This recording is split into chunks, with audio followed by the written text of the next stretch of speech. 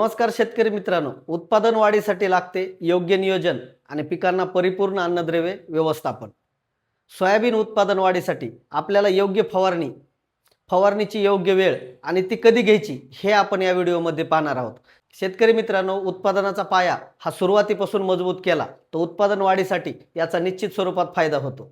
Soybean पिकाला पहिली फवारणी ही 18 ते 25 दिवस या दरम्यान घ्यावी। या फवारणीमध्ये स्वस्तमधील एक कीटकनाशक, एक बुरशीनाशक आणि यामध्ये आपल्याला कृषी नॅनोचं नॅनो बूस्टर कॅप्सूलचा वापर करायचा। पिकांना सुरुवातीच्या अवस्थेत परिपूर्ण अन्नद्रव्ये आणि कीड रोग नियंत्रण केले तर पिकांचा पाया मजबूत होतो, पांढऱ्या मुळांची वाढ होते, शाखेय वाढ होते आणि सगळ्यात जास्त रोग प्रतिकार शक्ती वाढवण्यासाठी नॅनो बूस्टर कॅप्सूलचा फायदा मिळतो। पिकांची वाढ कमी जास्त असेल अशा अवस्थेमध्ये आपल्याला 19-19 वॉटर सोल्युबल खत हे आपल्याला प्रतिपंपासाठी 100 ग्रॅम वापर करायचा आहे। यामुळे पिकांची एकसारखी वाढ होते। उत्पादन वाढीचा पाया म्हणजे पहिली फवारणी आहे।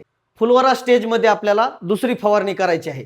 पिकांवर कीड रोग आहे का याचं आपल्याला परीक्षण करून त्याप्रमाणे आपल्याला कीटकनाशक आणि एक बुरशीनाशक घ्यायचं आहे। यामध्ये आपल्याला कृषी नॅनोचं नॅनो बूस्टर कॅप्सूलचा नक्की वापर करा, कारण नॅनो बूस्टर कॅप्सूलमध्ये जास्त अन्नद्रव्य पुरवठा होतो। यामुळे फुलांची संख्या वाढते। सगळ्यात महत्त्वाचं, फुलगळती ही कमी होते। याचबरोबर सोयाबीन पिकाला शेवटची फवारणी ही फवारणी म्हणजे शेंग भरणीच्या वेळेस आपल्याला द्यायची आहे। ज्यावेळेस शेंगा भराय चालू होत्यात त्यावेळेस आपल्याला ही शेवटची आणि महत्त्वाची फवारणी घ्यायची आहे। या फवारणीमध्ये जी शेंगा कुरतरणारी आळी आहे, चांगल्या दर्जाचं आपल्याला एक कीटकनाशक आणि गरजेनुसार आपल्याला बुरशीनाशक आणि सिलिकॉन बेस स्टिकरचा वापर करायचा आहे। शेंगाची लांबी आणि आपल्याला फुगवण करण्यासाठी 05234 या वॉटर सोल्युबल खताचा वापर निश्चित करा।